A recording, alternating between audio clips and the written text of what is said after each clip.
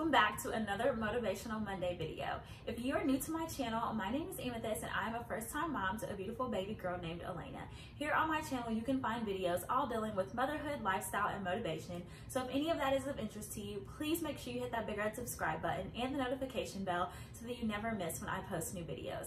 I would love to have you join my FemPower family here on YouTube and uplift you and motivate you to live a life that brings you happiness and not perfection. So you guys, you know, in my last Motivational Monday video, I talked to you guys about all the struggles and things that I was going through in life. And y'all, I felt like the devil was really just after me. Like he was coming for me so hard. And I really realized that it is because as a new Christian, especially, he is trying to throw me off my game. He is trying to make me feel like all the promises that God gives to me and all the goodness of God that is plainly laid out for me in the Bible and that I have experienced in my own life is not true. And so you guys, I really wanted to take the time today to talk about protecting your peace and guarding your heart and mind, because especially with election stuff and even just with the year that 2020 has been, it is so important for us to protect our peace and to only indulge in things that bring us happiness and bring us joy. So we are going to be dealing with all things how to guard your peace and energy going into 2021, you guys, because crazy enough, we don't have that much longer in 2020, and I want all of us to set up 2021 to be a year of redemption, to be such a positive and just impactful year. So the number one way that we can do that is by choosing what we're going to give our energy to. And so in today's video, I'm going to be giving you my top 5 ways that you can protect your peace and guard your heart and mind. My first tip for how to protect your peace is to listen to the problems of others without taking on the problem.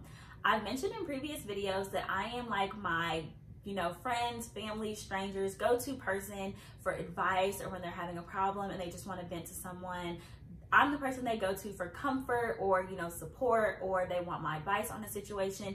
And I love that, but I'm an empath. So I take on people's emotions. So when people are sad, I'm sad. When my friends cry, it makes me want to cry. When my friends are angry and hurt, it makes me angry and I feel hurt. Let me know in the comments below if that is you, if you are someone who takes on the energy of others and it affects you deeply, because that is definitely me, you guys. Perfect example of this, and I'm going to use this example because I know 90% of us as women have dealt with something like this. We've either been on the receiving end of this or the giving end of this, where your friend may be going through marital issues or issues with her boyfriend, and she's coming to you and she's venting about this unforgivable thing that her husband or partner did to her, and she's all riled up and she's so upset and she's angry. And y'all, now you are mad for your friend, like, I can't believe he did that. And you're riled up, you're feeling anger. Now you're walking around with this resentment towards men, and you're mad at every man that you see based off of what this one man did to your friend. And you might be having like a great relationship with your husband or your partner, and you guys have been fine all day, and now you go home after having had girl talk with your friend, and you're mad at your husband and you're starting a fight with him about nothing, about something that has nothing to do with you. I know we've all been there. I definitely have been there quite a few times. And this is why it is so important, you guys, to be able to differentiate between listening to someone and offering them care and support and just a safe space to talk about their feelings without actually taking the feelings on yourself. Especially because, y'all, people are going to do things at their own pace.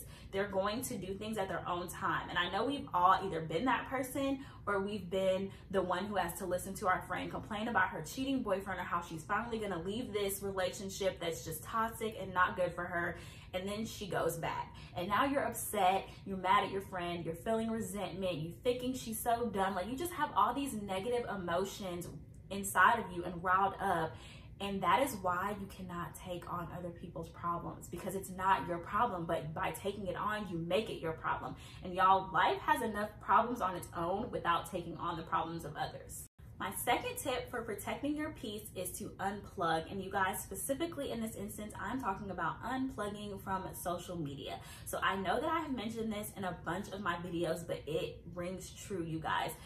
Social media I love, don't get me wrong. Obviously, because I'm a YouTuber, social media is super important to getting my message out there. I have to use Facebook, I have to use YouTube, I have to use Instagram to market myself and to, you know, organically grow my channel. It's also just a great way to stay connected with family you might not have seen. I have so many virtual friends. Like, I love social media, but at the same time, I have a very love-hate relationship with social media, because social media, again, you guys, is a highlight reel. I've said it before that the grass looks greener because it's fake.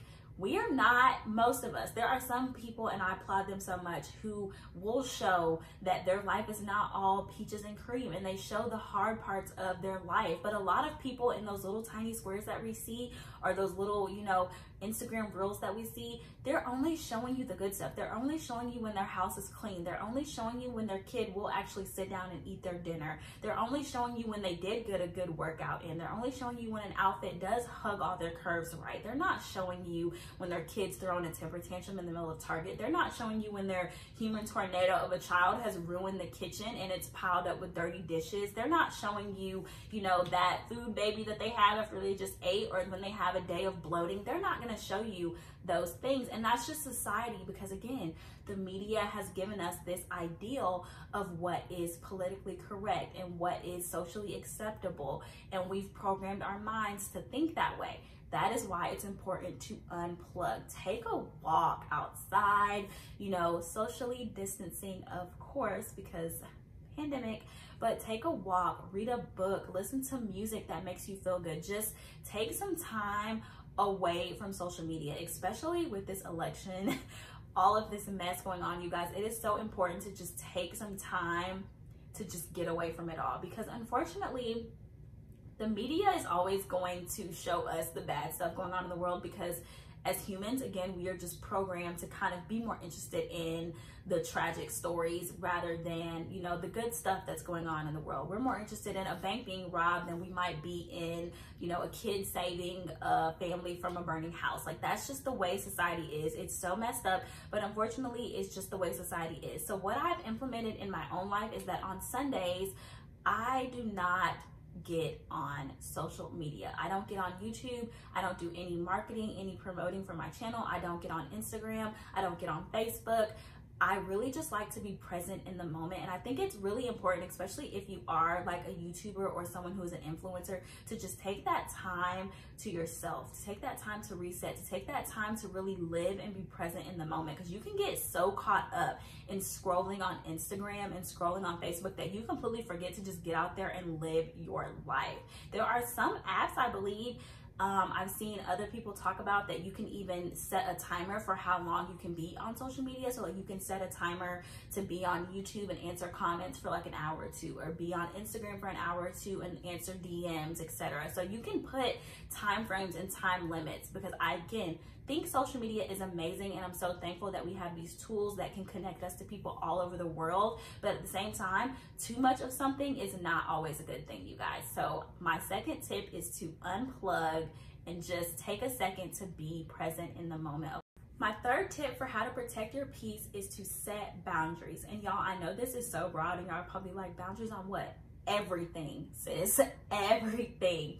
If you have watched my people pleasing video, and if you have not, then I will link it in the description box. But if you have, then you know my favorite phrase is, no is a complete sentence and it does not require an explanation. Set boundaries on everything. You guys, it is so important to set boundaries and set a tone for what you will accept and what you won't accept, what you will deal with and what you won't deal with, what situations you will place yourself in and what situations you won't place yourself in.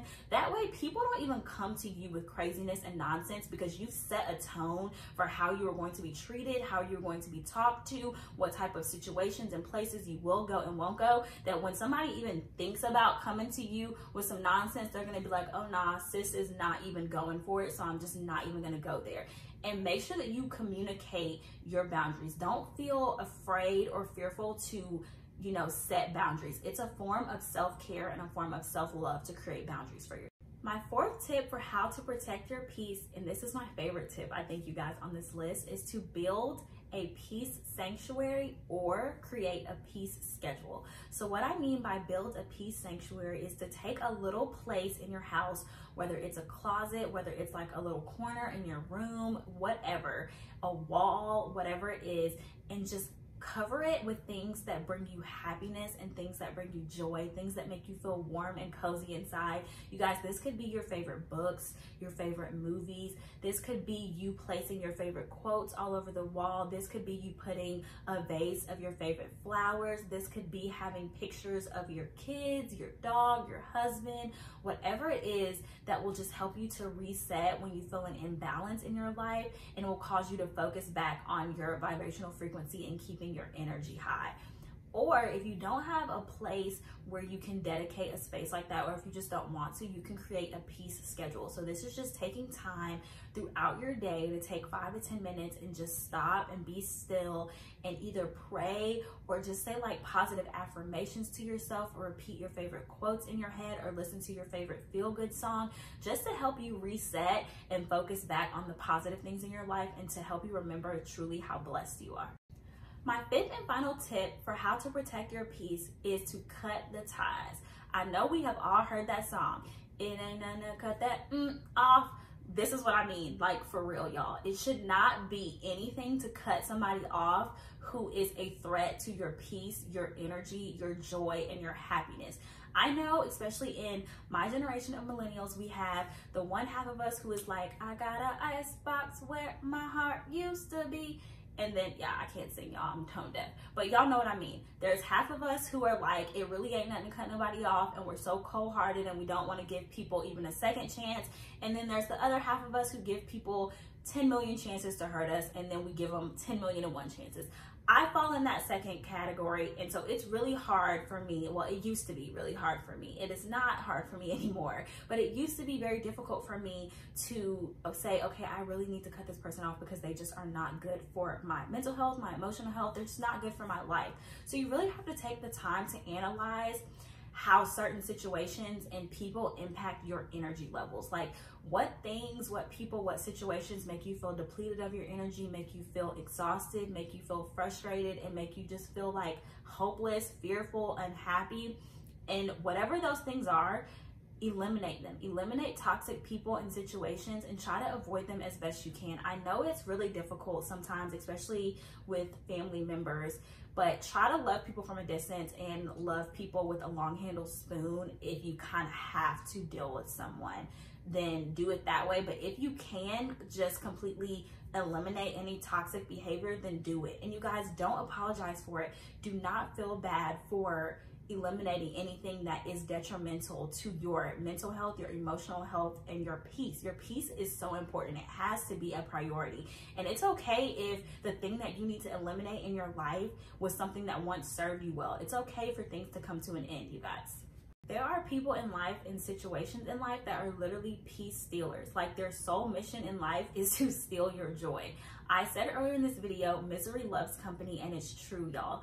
The devil does not take any days off. He works hard, 365 days a year, 7 days a week. So we have to work even harder to make the conscious effort to protect our peace at all costs. God does not give us a heart of fear, a heart of anxiety, a heart of timidness. You guys, he gives us a heart that is filled with love and power and strength. So please, please make sure that you remember that and make it a priority to protect your peace and guard your heart and mind. If you enjoyed today's video, please make sure you give it a big thumbs up so that I can know to continue to create this type of content for you guys. Please share this video across all your social medias. If you share it on Instagram, please make sure that you tag me. I would love to see that this video blessed you and that it spoke to you. Share it with anybody that you think needs some motivation and needs some help in protecting their peace. Let me know in the comments below any ways that you protect your peace, and I will see you guys in my next video. Bye, loves.